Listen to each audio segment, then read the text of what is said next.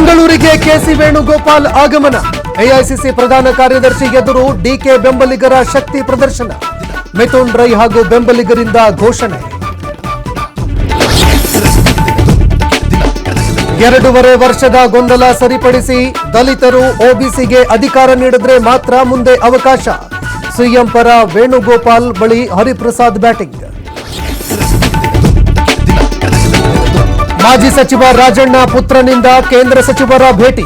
ಪ್ರಹ್ಲಾದ್ ಜೋಶಿ ಜೊತೆ ಎಂಎಲ್ಸಿ ರಾಜೇಂದ್ರ ಮಾತುಕತೆ.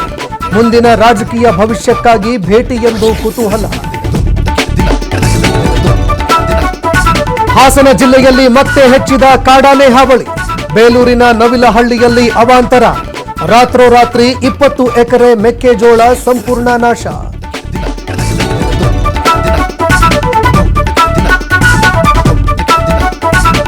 ಕೊಪ್ಪಳದ ಅಂಜನಾದ್ರಿಯಲ್ಲಿ ಹನುಮ ಮಾಲೆ ವಿಸರ್ಜನೆ. ಭಜನೆ ಮೂಲಕ ಶ್ರೀರಾಮನ ಜಪ. ವಿದೇಶಿ ದಂಪತಿಯಿಂದ ಅನ್ನಪ್ರಸಾದ ಸ್ವೀಕಾರ.